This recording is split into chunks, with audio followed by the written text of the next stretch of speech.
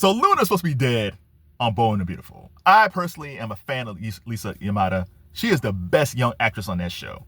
She is one of the best young actresses on Daytime, period. I don't even know how General Hospital missed on her, because General Hospital has had a great track record of young talent. And Lisa Yamada, when she first started off on Bold and the Beautiful, she was just a sweet Lisa. I mean, she was a sweet Luna. And then they had the whole thing with her and Zende and RJ, which I don't even know what happened to RJ. And hey, God bless Zende, because Zende should have had the storyline that Bill Jr. has.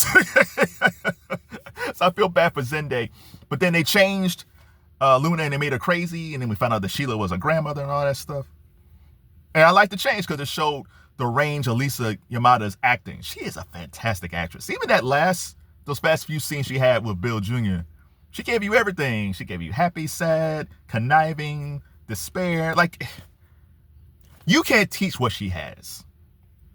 And that's why I think for now, that's a big loss on Bold and the Beautiful. I think it's a big loss. Even though people say, oh, I'm tired of Luna. Yeah, but she was interesting. She was interesting as an actress, and she was interesting as a character. So Luna evidently was running around trying to get away from everybody. It was in the fog. Everybody was using their camera phones to try to find her. She runs into the street and allegedly got hit by a car. And then the next day, the police detectives said, Luna is dead. And it's like, well, listen, man. I have to see her in a casket to believe that Luna is dead. I feel like we got shortchanged. There could have been so many ways they could have handled this. So Lisa Yamada is supposed to be on the new prequel to Legally Blonde. She's supposed to be on that.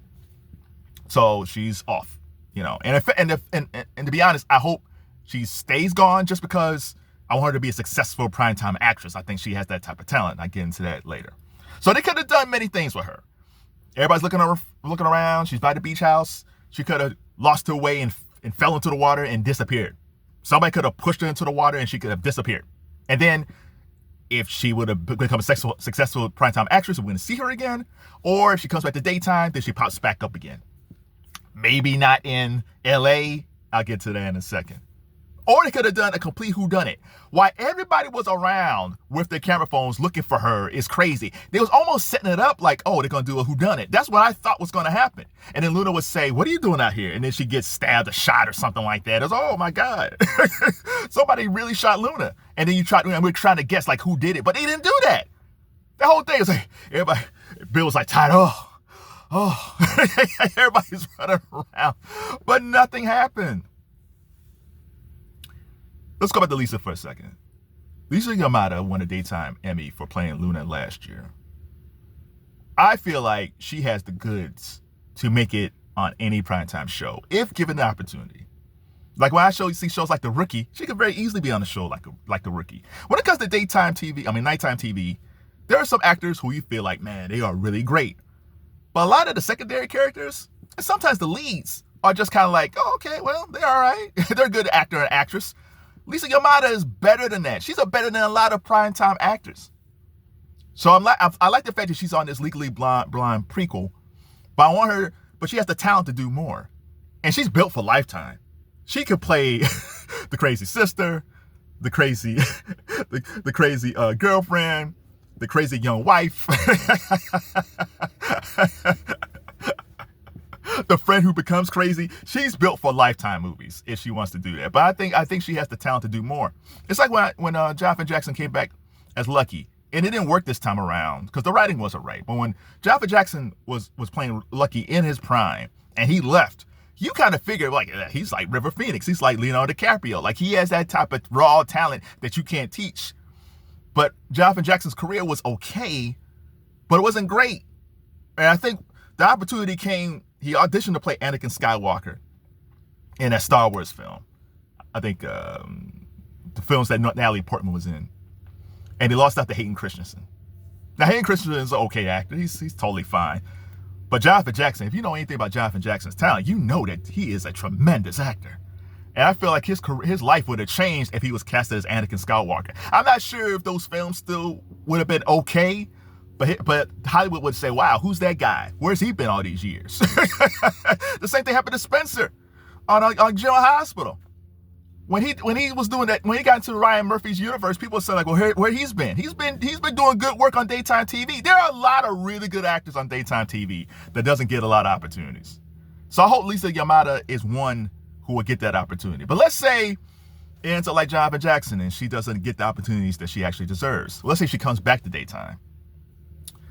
I feel like if she comes back to daytime, go to Days of Our Lives first. I think with Days of Our Lives, she has a lot of opportunity to play a different character and do multiple things over there and be a solid lead actress over there. So if she ever comes back to daytime, go to Days of Our Lives first. Secondary, General Hospital. I don't know if General Hospital will make her a lead, but she would be really, really good. She could be almost like, I won't say Heather Weber, but I think she could be a solid addition on General Hospital because they're really good with their young talent. And I think she can fit in there. Would they make her a lead? I don't know. I don't know if they would make her a lead over there, but she has the talent to be a lead. And third, if she does come back, Yona Restless, playing Luna. Just like how Sheila, her grandmother, went from playing crazy Sheila on Yona Restless and found her way out to LA. She played crazy Sheila on Yona Restless in Wisconsin, and then she ended up in LA on Bold and the Beautiful. I think the same thing can happen to Luna, where she found her way back to her grandmother's home. And she's playing Luna again in Wisconsin on Young and the Restless. I got that third, even though I would enjoy it, but I just don't want her to come back to daytime. I think she's way too talented at this point to come back to daytime this soon. So if it doesn't work out in prime time, that's on Hollywood, man. That's on those directors and showrunners out there, because they don't really get how talented this young lady is. But if she comes back, well, she can't come back to LA. She can't come back to Bold and Beautiful. Because she's going to go to prison again. That was the only problem. That's the only problem her last few months on the show. It's like when Sheila did this stuff on Young and the Restless, that was spread out in years. That was like, they took like a 5-year Sheila storyline with Lauren and condensed it all in like 3 months on Bold and the Beautiful. And you can't have her going back to prison and coming back out. They should have sent her like a mental institution, and then she got out, and then she went to prison. At least you can change it up, but man, she can't go back to LA. She's dead. So yeah, if she does come back as Luna, I need her in Genoa City. But to be honest, I want her to be a star because she has that type of talent outside of daytime.